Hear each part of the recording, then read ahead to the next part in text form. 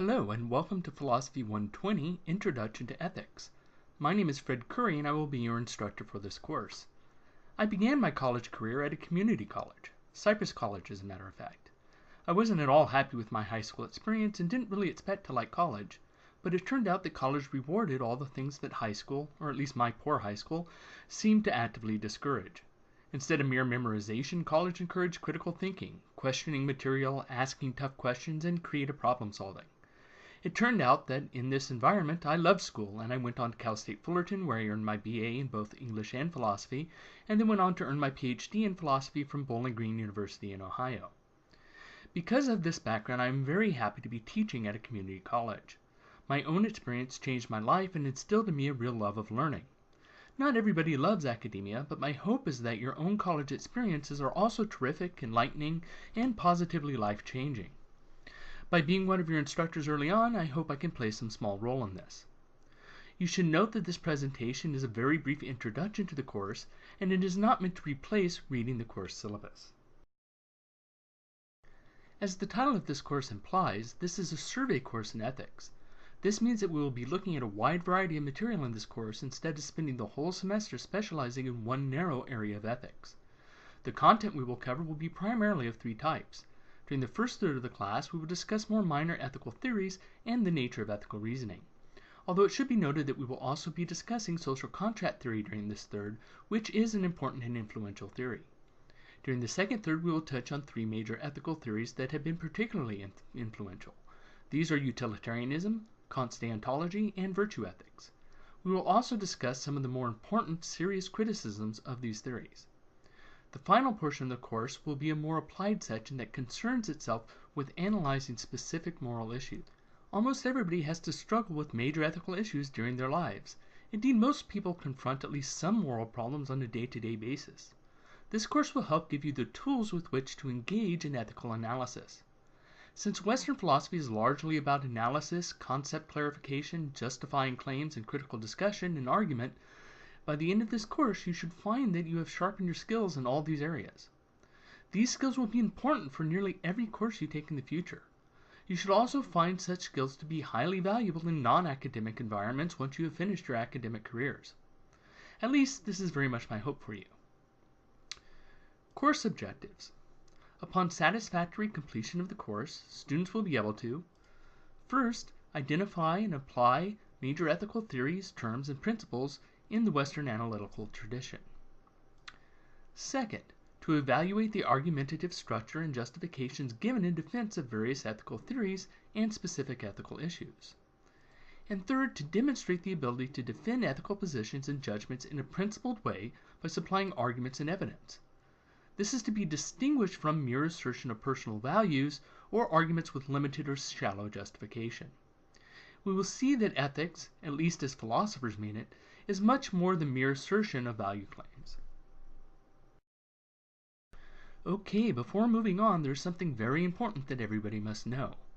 In order to pass this class, everybody must take and earn 100% on a course policy quiz. Unlike any other assignment in this course, you can take this quiz as many times as necessary to earn 100%, but you must earn 100% on it in order to pass the course. You cannot earn any points for a week unless you have completed this. So if you wish to get points for any assignments during week 1, you need to take this quiz until you earn 100% on it before Saturday midnight of the first week. The quiz shouldn't scare anybody. It is simple. Unlike normal tests and quizzes, it doesn't test critical thinking with concepts or reasoning with new terms. It is simply about course policy, and if an answer isn't obvious the first time, it will likely be obvious the second time through. I require this quiz because so many students say that they simply sign the letter of agreement without reading it. When students take this quiz, I know that they are aware of at least some of the most important class policies. The quiz is to your benefit as well, since once I added this quiz, I also added 5 extra credit points to go along with it. Signing the letter of agreement is also required. The letter of agreement also gets you another 5 extra credit points if you do it during the first week. The course policy quiz is linked to in the first module of the course. This is an online version of the ethics course, and there are a few things that you should be aware of for online courses. First of all, online courses are real courses. They are meant to cover as much material and be just as demanding as real-time, face-to-face courses. While few people like to have to do work while they are doing it, this is actually important for you in a positive way. If community colleges simply became diploma mills, the degrees you received wouldn't be worth anything to employers, they wouldn't help you earn a raise, and they wouldn't be transferable to four-year schools. The online degrees and units you earn help you receive jobs, raises, and work as prerequisites only because they are presumed to teach you as much as a face-to-face real-time course. These courses are therefore meant to meet the academic rigor of the same course taken at any other institution. What does this mean? Well, it means you should know the standard time commitment that is expected of a 3-unit course. The standard time commitment for a 3-unit, 16-week course in California and perhaps the whole country is 12 hours a week. This includes 3 hours of in-class time for real-time face-to-face classes. For asynchronous online courses, you are expected to use these 3 hours viewing instructional material and in other ways for the course. Please note that the 8-week courses are required to cover as much material as the 16-week courses in half the time. Again, this is a requirement. This means that the time commitment for a 3-unit, 8-week course is twice that of a 16-week course. It is the same total number of hours, but it is twice as many hours a week because you signed up to do it in half the amount of time. This means that the time commitment for a 3-unit, 8-week course is 24 hours a week. For face-to-face courses, 6 of that would be lecture, but for an asynchronous online course, this 6 hours involves viewing material online and other activities. Of course, some people work a little faster or slower, but you should realize the general expectations from a college course as you go in. The course will also require you to log on regularly throughout the week. You should be able to log in either Sunday or Monday, the first couple of days of the week. You need to log in again and make your primary DQ post before midnight Wednesday, and finally you need to log in to make a response post no later than Saturday midnight.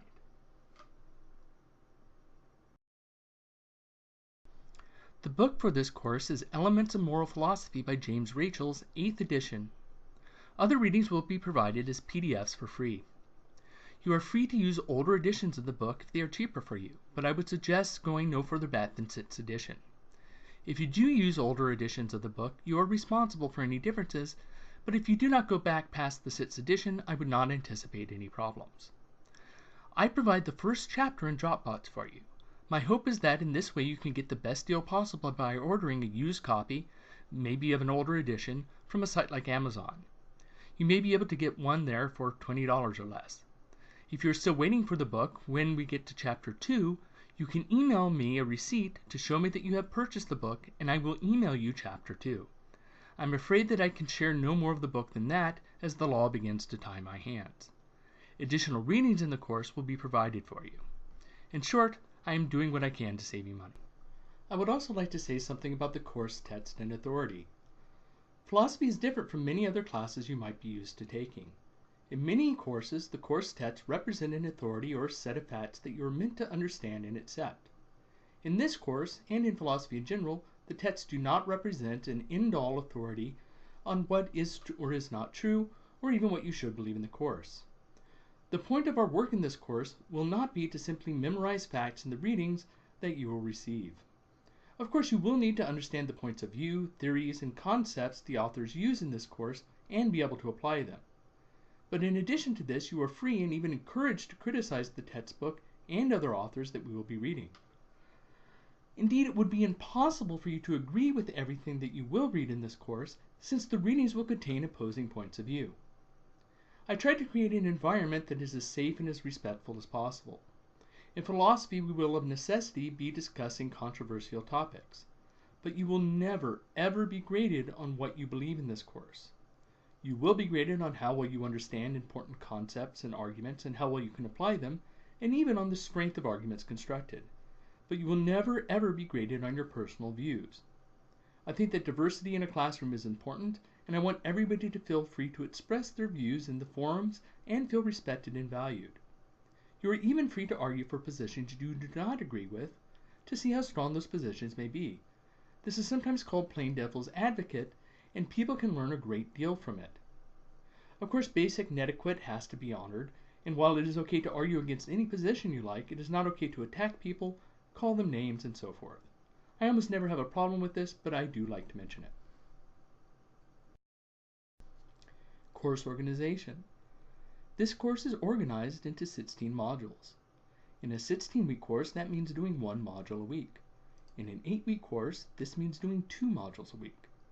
To find out exactly what to do each week, make sure to use the lesson schedule outline as an overview, and then simply look at the information contained within the assigned course modules every week.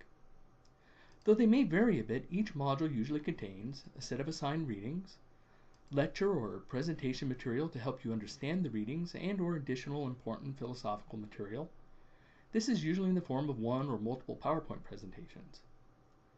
A set of formed discussion questions or DQs. Usually the DQs will consist of one primary post and one response post. You're free to post more. Modules may also contain a test, quiz, or other assignment. Primary posts, unless they say otherwise, are always due by midnight on Wednesday. Response posts, unless they say otherwise, are always due by midnight on Saturday. And tests and quizzes, unless they say otherwise, are always due by midnight on Saturday of the module in which they appear. The course will consist of 1,000 points total. 900 points and above is an A, 800 points and above but less than 900 is a B, 700 points and above but less than 800 is a C, 600 points and above but less than 700 is a D, and less than 600 is an F. You should note that these are real cutoff points. A B starts at 800 points, not at 799 points. In order to bump up a student, I need an academic reason to do so. It isn't sufficient that a student really want a higher grade, or that the score be really close. Keep in mind that with the course policy quiz, the favors column, which will be explained in a moment, and the letter of agreement, you should all be starting out the course with 20 extra credit points. So this effectively means that these cutoff points are already 20 points under what they are. I do occasionally bump up scores, but there needs to be an academic reason to do so. If a student has done every DQ assignment, for example, that is important. The number of DQs done is the primary thing I look for. Other elements I look for is quality of posts, improvement, taking advantage of extra credit opportunities when they are available, and so forth. The reason I cannot simply give out a couple extra points away without an academic reason is explained in more detail in the syllabus itself. Here's how the points break down for the semester. There are 15 DQs which you can earn 300 points from. There are 6 quizzes. The first is worth 20 points. It isn't any harder or easier really, but is worth less so that you can get used to the quizzes. The rest are worth 40 points each. This still isn't a lot of points. The purpose of the quizzes is to prepare you for the tests. For this reason, the quiz questions are similar to the test questions in terms of difficulty. There are 3 tests. The first test and the final are worth 150 points each. These consist of multiple choice questions and short essay answers. The second test is worth 180 points and is split into 2 parts. There's a 60-point objective portion and a larger essay, which is your major writing assignment for the semester. This essay is worth 120 points. Doing the math, this totals 1,000 points. In addition, if you start the course correctly, you will begin with 20 extra credit points from the course procedures quiz, the favors column, to be explained later, and the letter of agreement. Please remember that you must earn 100% on the course procedures quiz to pass the course and to begin earning points at all. Conversation and debate are essential elements of philosophy, and therefore even though this isn't a face-to-face class, communication in the forums are heavily stressed. Indeed, this course has been designed around the idea that public discussions in forums will be as important a learning tool as the lecture material I will give you for each module. The DQ forums are the easiest source of points for this course. They are graded for thoroughness and completeness, not for correctness. This means that by taking all the assignments seriously and reading the instructions carefully, you can earn all the DQ points. If you earn all the DQ points for the class, it is possible to earn a failing 58% on everything else in the course and still pass the course with a C. This makes doing the DQs a great opportunity. You are even allowed to miss one for free. At the end of the semester, you will get enough points to make your lowest DQ score, whatever it is, reach 20 points. So doing all the DQs is not worth extra credit, but as mentioned previously, doing all the DQs is something I consider if you have a borderline score at the end of the semester. This will appear in a separate column. Also, you should try to read the entire post of 10 to 20 other students for each module when you are doing the DQs. The forum discussion questions work a bit differently depending on whether you're in a 16-week or an 8-week course. If you are in a 16-week course, you do one module a week. So you do one DQ a week, none on week 16. This usually consists of a primary post due Wednesday and a response post due Saturday. If you're in an 8-week course, you do 2 modules a week. You usually do the primary post for the DQ that matches the evenness or the oddness of your student ID number. You then usually do the response post for the module that you did not do the primary post for. This can vary, so read the assignments carefully. By doing part of the DQ in each module, this means that you still have to read and think about all the DQ questions. The trade-off for a little less writing is that with a compressed course, there is often a bit less extra credit available because there is less time for meaningful assignments in a compressed course, and deadlines are harsher because we move on to new items more quickly. There are various columns in the gradebook. It is your responsibility to check the gradebook regularly and inform me of any objections you may have before the due date of the final exam.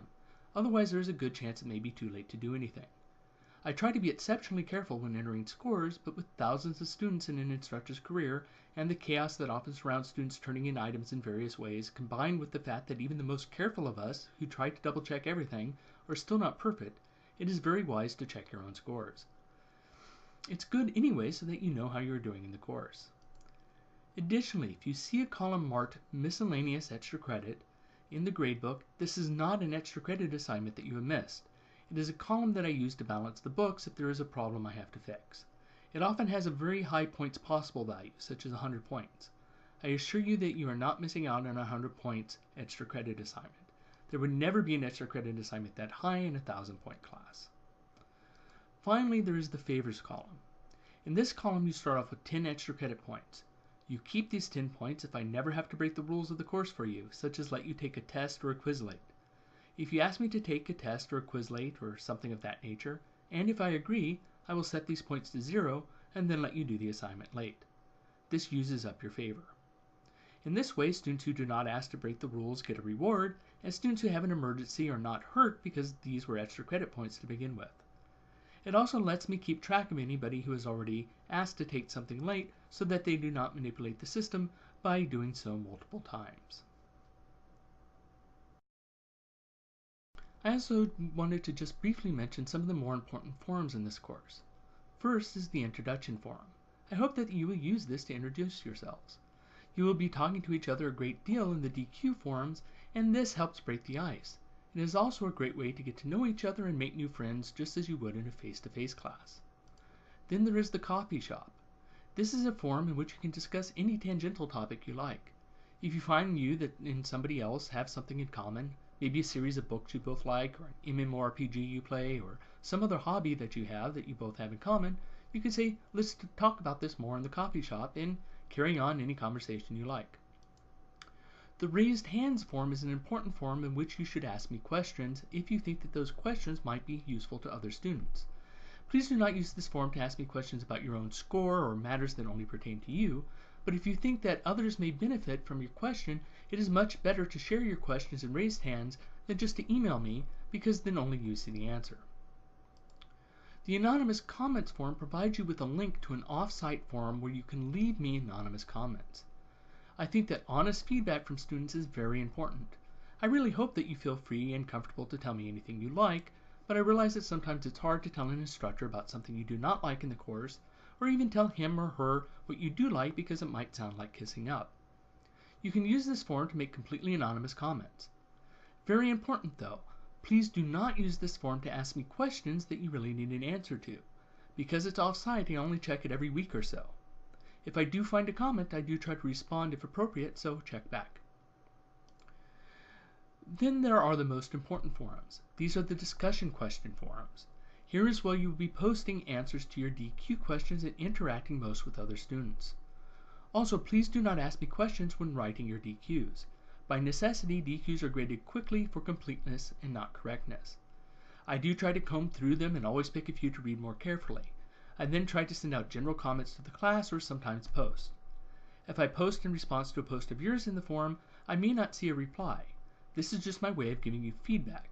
I simply have too many forms to keep track of to look in all of them in every class every day to see if any of my students has written anything to me. So again, if you have anything you would like me to respond to, please use the raised hands forum or email me. And those are the main forums, but there may be some other forums added later as well.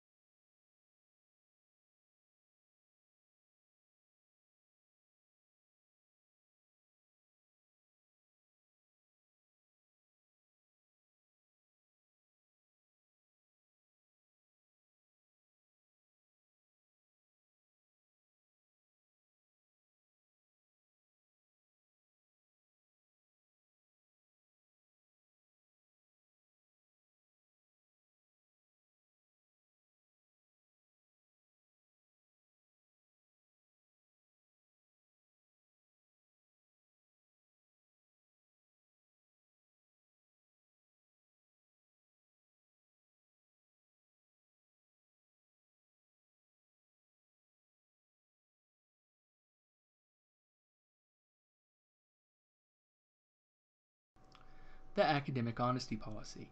Everybody is responsible for knowing the academic honesty policy, and you sign a statement saying so in your letter of agreement. This is discussed more in the syllabus, so I'm not going to hold everybody up by going into detail about it here, except to say that it is increasingly easy to catch text that is just copied from other sources, and this includes paraphrasing closely without citing sources. And it doesn't only apply to essays, the academic honesty policy applies to all assignments, including the forums. So quote and cite your sources. Also, please remember that this was just a quick start guide. There's a great deal of additional information in the syllabus. You should download the syllabus from Dropbox so that you get all the appendices. The course information version does not contain these and does not have full formatting. This includes a lot of useful appendices, hints for making good posts, hints for test taking, more detail about how grading works, and answers to many additional questions. My email address is fcurry1@cccd.edu. Please do not forget the one part of that email address. Coastline already has an F. Curry, though nobody I've talked to seems to know who it is. If you have technical issues, it's best to contact Distance Learning. I'm more than happy to help you if I can, but my advice is likely going to be limited to suggest trying a different browser, making sure Java is updated, and so forth. I am not equipped to troubleshoot your computer or Seaport issues, and I do not have access to all the information that Distance Learning has. So my recommendation for your own benefit is that if you cannot find a solution yourself, that you contact Distance Learning so that you do not waste a day or so waiting for me to respond by saying that I wish I knew the answer to your question, but I don't, so you should try Distance Learning. Again, I won't be upset if you ask me. I'm happy to help you in any way I can, but it may end up delaying you farther, causing you to miss a deadline, and so forth. So it might be best to go to them first. And that is the end to this quick introduction to the course. I look forward to teaching all of you, and I truly hope that you find this course both interesting and rewarding. I am eager to read your optional introductions and begin to get to know you, and it is my sincere wish that you enjoy this class.